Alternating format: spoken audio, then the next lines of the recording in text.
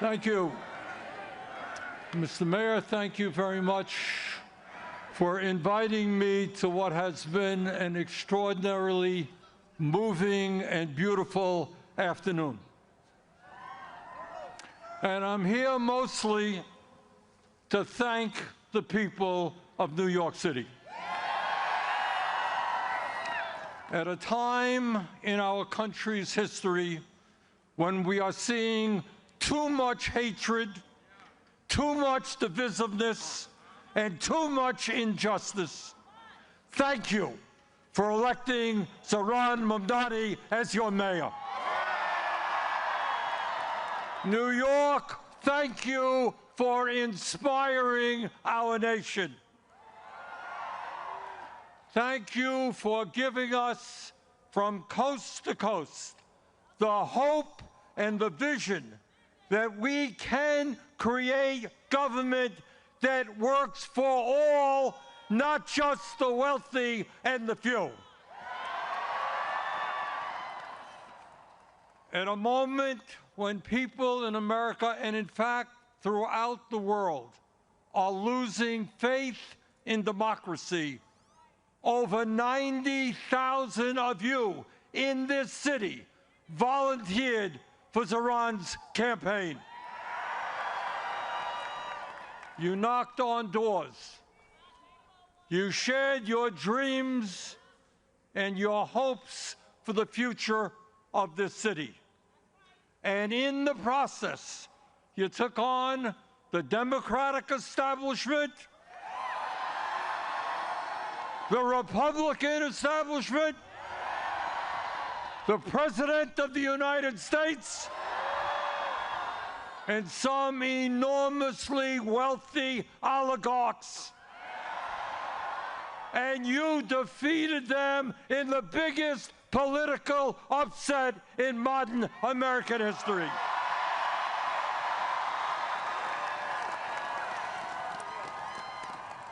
You showed the world the most important lesson that can be learned today, and that is that when working people stand together, when we don't let them divide us up, there is nothing we cannot accomplish. Running a great and winning campaign was extremely difficult, but governing a city of 8 million people with all of its complexities and all of the problems that Zohran is inheriting will be even harder. Zohran needed your help to win the election. Now he will need your help to govern.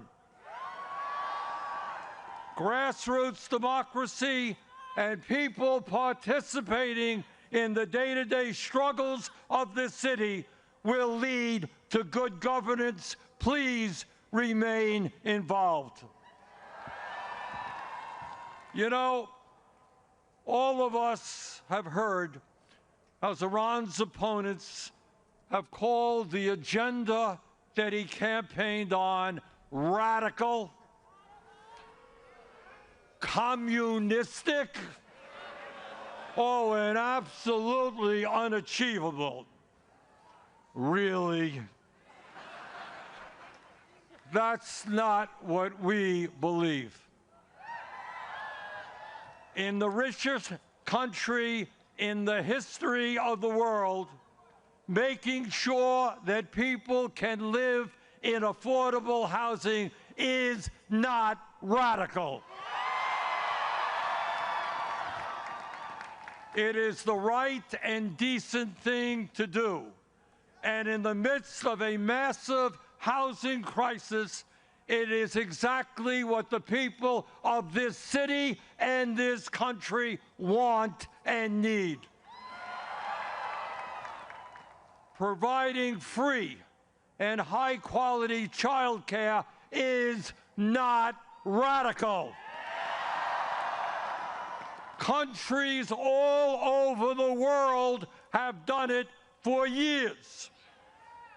It is what our kids require if they're going to be well prepared for school and what working parents desperately need.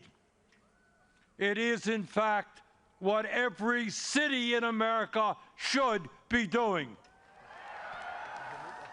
Free bus transportation is not radical. It will save workers time and money, protect our environment, and make the city more efficient. And making sure that every family in the city, regardless of income, has access to decent, quality food at an affordable cost is not radical. Good nutrition keeps us healthy, helps prevent chronic illnesses. In the long run, city-sponsored grocery stores will save society money. Lastly, and maybe most importantly, demanding that the wealthy and large corporations start paying their fair share of taxes.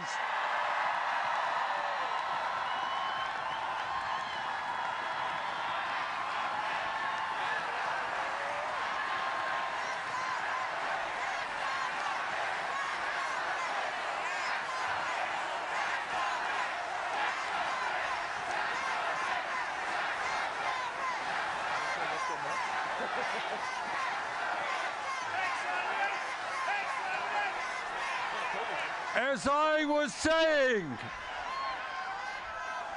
demanding that the wealthy and large corporations start paying their fair share of taxes is not radical. It is exactly the right thing to do.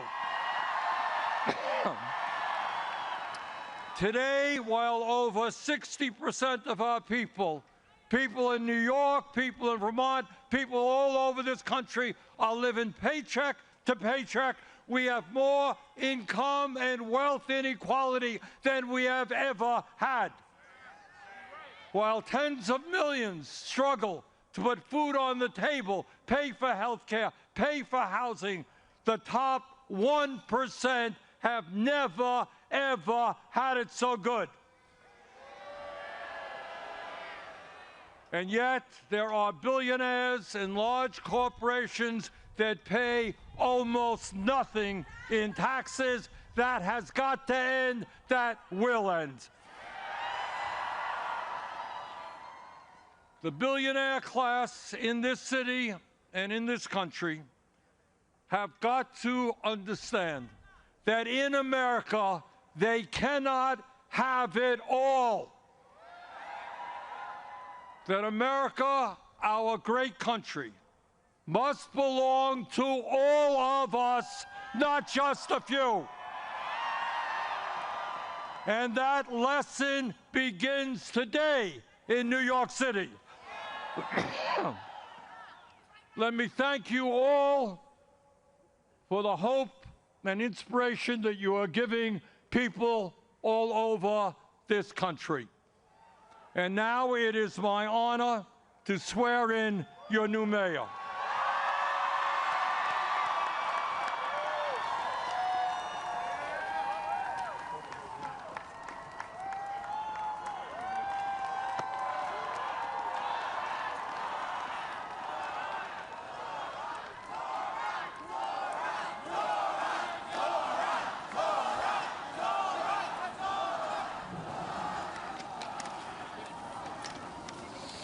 Please repeat after me. I, Zohran Mamdani, I, Zohran Mamdani, do solemnly swear that I will support the Constitution of the United States, I will support the Constitution of the United States, the Constitution of the State of New York, the Constitution of the State of New York, and the Charter of the City of New York, and the Charter of the City of New York, and that I will faithfully discharge the duties of the office of the Mayor of the City of New York, according to the best of my ability. So help me God. So help me God.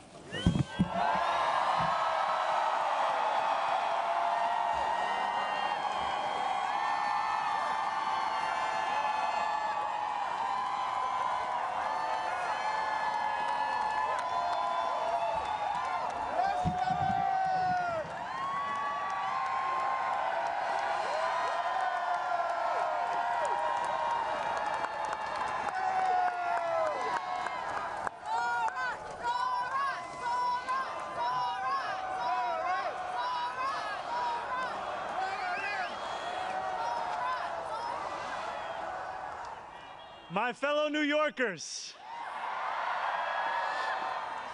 today begins a new era. I stand before you, moved by the privilege of taking this sacred oath, humbled by the faith that you have placed in me, and honored to serve as either your 111th or 112th mayor of New York City. But I do not stand alone. I stand alongside you, the tens of thousands of you gathered here in Lower Manhattan, warmed against the January chill by the resurgent flame of hope. I stand alongside countless more New Yorkers watching from cramped kitchens in Flushing and barbershops in East New York, from cell phones propped against the dashboards of parked taxicabs at LaGuardia, from hospitals in Mott Haven and libraries in El Barrio that have too long known only neglect. I stand alongside construction workers in steel-toed boots and halal cart vendors whose knees ache from working all day. I stand alongside neighbors who carry a plate of food to the elderly couple down the hall, those in a rush who still lift strangers' strollers up subway stairs, and every person who makes the choice day after day, even when it feels impossible, to call our city home. I stand alongside over 1 million New Yorkers who voted for this day nearly 2 months ago. And I stand just as resolutely alongside those who did not. I know there are some who view this administration with distrust or disdain, or who see politics as permanently broken. And while only action can change minds, I promise you this: if you are a New Yorker, I am your mayor.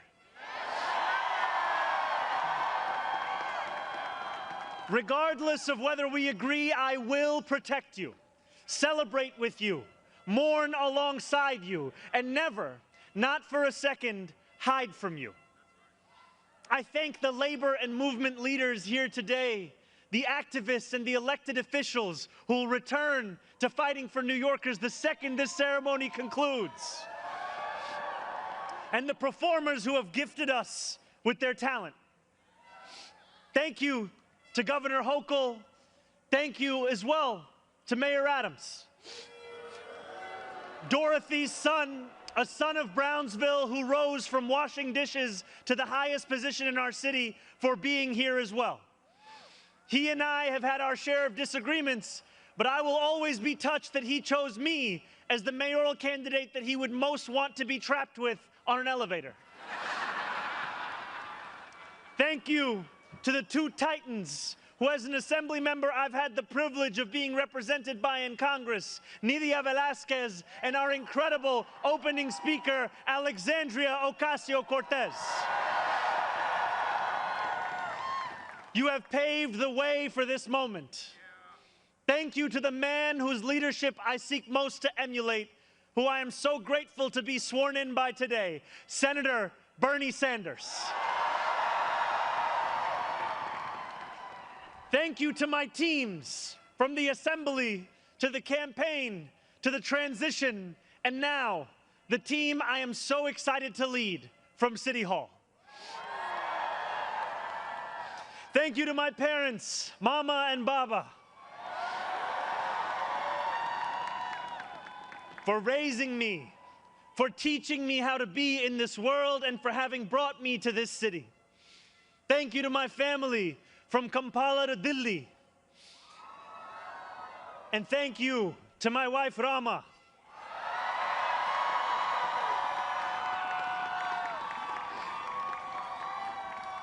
For being my best friend and for always showing me the beauty in everyday things. And most of all, thank you to the people of New York. A moment like this comes rarely. Seldom do we hold such an opportunity to transform and reinvent. Rarer still is it the people themselves whose hands are the ones upon the levers of change. And yet we know that too often in our past, moments of great possibility have been promptly surrendered to small imagination and smaller ambition. What was promised was never pursued. What could have changed remained the same. For the New Yorkers most eager to see our city remade, the weight has only grown heavier. The wait has only grown longer. In writing this address, I have been told that this is the occasion to reset expectations, that I should use this opportunity to encourage the people of New York to ask for little and expect even less. I will do no such thing. The only expectation I seek to reset is that of small expectations. Beginning today, we will govern expansively and audaciously. We may not always succeed, but never will we be accused of lacking the courage to try. To those who insist that the era of big government is over, hear me when I say this. No longer will City Hall hesitate to use its power to improve New Yorkers' lives. For too long, we have turned to the private sector for greatness while accepting mediocrity from those who serve the public. I cannot blame anyone who has come to question the role of government, whose faith in democracy has been eroded by decades of apathy. We will restore that trust by walking a different path, one where government is no longer solely the final recourse for those struggling, one where excellence is no longer the exception.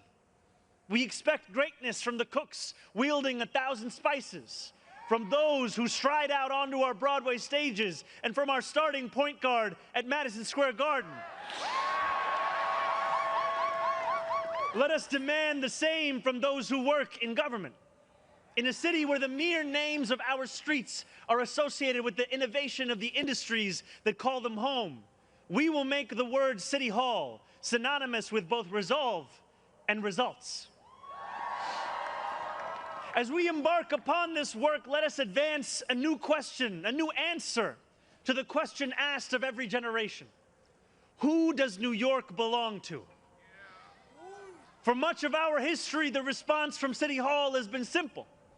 It belongs only to the wealthy and well-connected, those who never strain to capture the attention of those in power. Working people have reckoned with the consequences. Crowded classrooms and public housing developments where the elevators sit out of orders. Roads littered with potholes and buses that arrive half an hour late, if at all. Wages that do not rise and corporations that rip off consumers and employees alike. And still, there have been brief, fleeting moments where the equation changed. 12 years ago, Bill de Blasio stood where I stand now as he promised to put an end to economic and social inequalities that divided our city into two. In 1990, David Dinkins swore the same oath I swore today, vowing to celebrate the gorgeous mosaic that is New York, where every one of us is deserving of a decent life. And nearly 6 decades before him, Fiorella LaGuardia took office with the goal of building a city that was far greater and more beautiful for the hungry and the poor. Some of these mayors achieved more success than others, but they were unified by a shared belief that New York could belong to more than just a privileged few. It could belong to those who operate our subways and rake our parks, those who feed us biryani and beef patties, picanha and pastrami on rye. And they know that this belief could be made true if only government dared to work hardest for those who work hardest. Over the years to come, my administration will resurrect that legacy.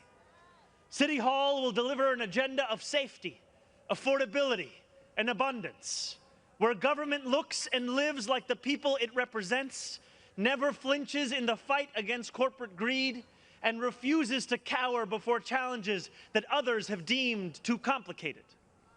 In so doing, we will provide our own answer to that age-old question. Who does New York belong to? Well, my friends, we can look to Madiba and the South African Freedom Charter. New York belongs to all who live in it. Together, we will tell a new story of our city.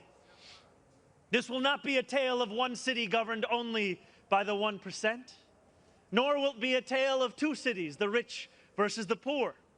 It will be a tale of 8.5 million cities, each of them a New Yorker with hopes and fears, each a universe, each of them woven together.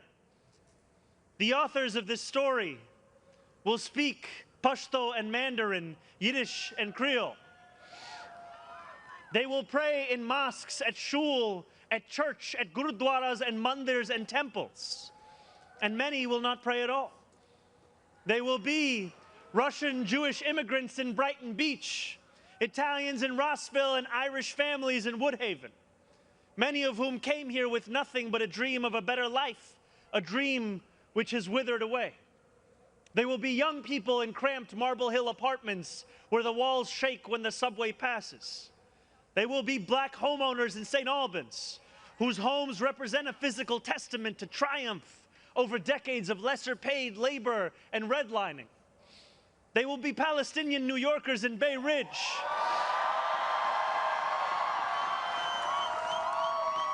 who will no longer have to contend with a politics that speaks of universalism and then makes them the exception. Few of these 8.5 million will fit into neat and easy boxes. Some will be voters from Hillside Avenue or Fordham Road who supported President Trump a year before they voted for me, tired of being failed by their party's establishment. The majority will not use the language that we often expect from those who wield influence. I welcome the change. For too long, those fluent in the good grammar of civility have deployed decorum to mask agendas of cruelty. Many of these people have been betrayed by the established order. But in our administration, their needs will be met. Their hopes and dreams and interests will be reflected transparently in government. They will shape our future. And if for too long these communities have existed as distinct from one another, we will draw this city closer together. We will replace the frigidity of rugged individualism with the warmth of collectivism. If our campaign demonstrated that the people of New York yearn for solidarity, then let this government foster it. Because no matter what you eat, how you pray, or where you come from, the words that most define us are the two we all share: New Yorkers. And it will be New Yorkers who reform a long broken property tax system. New Yorkers who will create a new Department of Community Safety that will tackle the mental health crisis and let the police focus on the job they signed up to do. New Yorkers who will take on the bad landlords who mistreat their tenants and free small business owners from the shackles of bloated bureaucracy. And I am proud to be one of those New Yorkers. When we won the primary last June, there were many who said these aspirations and those who held them had come out of nowhere. Yet one man's nowhere is another man's somewhere. This movement came out of 8.5 million somewheres. Taxi cab depots and Amazon warehouses, DSA meetings and curbside domino games. The powers that be had looked away from these places for quite some time if they'd known about them at all. So they dismissed them as nowhere. But in our city, where every corner of these 5 boroughs holds power, there is no nowhere and there is no no one. There is only New York and there are only New Yorkers. 8.5 million New Yorkers will speak this new era into existence. It will be loud. It will be different. It will feel like the New York we love. No matter how long you have called this city home, that love has shaped your life. I know that it has shaped mine. This is the city where I set land speed records on my Razor scooter at the age of 12. quickest 4 blocks of my life. The city where I ate powdered donuts at halftimes during AYSO soccer games and realized I probably was not going to be going pro. The city where I devoured 2 big slices at Coronet's Pizza, played cricket with my friends at Ferry Point Park, and took the 1 train to the BX10 only to still show up late to Bronx Science. The city where I have gone on hunger strike just outside these gates. Sat claustrophobic on a stalled N train just after Atlantic Avenue and waited in quiet terror for my father to emerge from 26 Federal Plaza. The city where I took a beautiful woman named Rama to McCarran Park on our first date and swore a different oath to become an American citizen on Pearl Street. To live in New York, to love New York, is to know that we are the stewards of something without equal in our world. Where else can you hear the sound of the steel pan, savor the smell of sancocho, and pay $9 for coffee on the same block? Where else could a Muslim kid like me grow up eating bagels and lox every Sunday? That love will be our guide as we pursue our agenda. Here, where the language of the New Deal was born, we will return the vast resources of this city to the workers who call it home. Not only will we make it possible for every New Yorker to afford a life they love once again, we will overcome the isolation that too many feel and connect the people of this city to one another. The cost of childcare will no longer discourage young adults from starting a family, because we will deliver universal childcare for the many by taxing the wealthiest few. Those in rent-stabilized homes will no longer dread the latest rent hike, because we will freeze the rent. Getting on a bus without worrying about a fare hike or whether you'll be able to get to your destination on time will no longer be deemed a small miracle, because we will make those buses fast and free. These policies are not simply about the costs we make free, but the lives we fill with freedom. For too long in our city, freedom has belonged only to those who can afford to buy it. Our City Hall will change that. These promises carried our movement to City Hall, and they will carry us from the rallying cries of a campaign to the realities of a new era in politics. 2 Sundays ago, as snow softly fell, I spent 12 hours at the Museum of the Moving Image in Astoria, listening to New Yorkers from every borough as they told me about the city that is theirs. We discussed construction hours on the Van Wyck Expressway and EBT eligibility, affordable housing for artists and ICE raids. I spoke to a man named TJ who said that one day a few years ago, his heart broke as he realized that he would never get ahead here, no matter how hard he worked. I spoke to a Pakistani auntie named Samina, who told me that this movement had fostered something too rare: softness in people's hearts. As she said to me in Urdu, "Logo ke dil badal gaye hain." 142 New Yorkers out of 8.5 million. And yet, if anything united each person sitting across from me, it was the shared recognition that this moment demands a new politics and a new approach to power. We will deliver nothing less as we work each day to make this city belong to more of its people than it did the day before.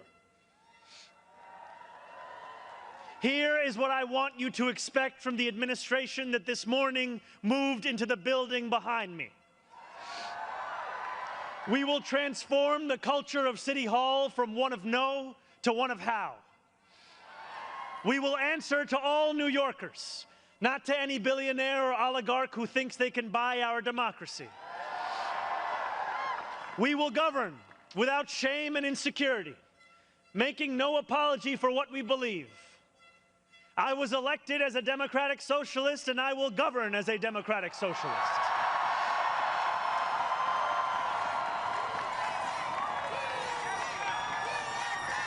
I will not abandon my principles for fear of being deemed radical. As the great senator from Vermont once said, what's radical is a system which gives so much to so few and denies so many people the basic necessities of life. We will strive each day to ensure that no New Yorker is priced out of any one of those basic necessities. And throughout it all, we will, in the words of Jason Terrence Phillips, better known as Jadakiss or Jay to the moi, be outside. Because this is a government of New York, by New York, and for New York.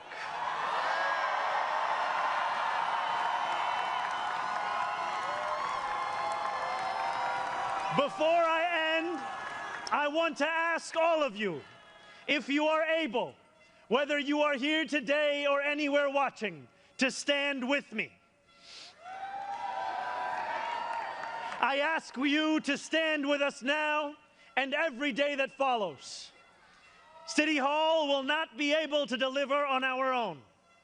And while we will encourage New Yorkers to demand more from those with the great privilege of serving them, we will encourage you to demand more of yourselves as well. The movement we began over a year ago did not end with our election. It will not end this afternoon. It lives on with every battle we will fight together. Every blizzard and flood we withstand together. Every moment of fiscal challenge we overcome with ambition, not austerity, together. Every way we pursue change in working people's interests rather than at their expense, together. No longer will we treat victory as an invitation to turn off the news. From today onwards, we will understand victory very simply. Something with the power to transform lives, and something that demands effort from each of us every single day. What we achieve together will reach across the 5 boroughs, and it will resonate far beyond. There are many who will be watching. They want to know if the left can govern. They want to know if the struggles that afflict them can be solved. They want to know if it is right to hope again.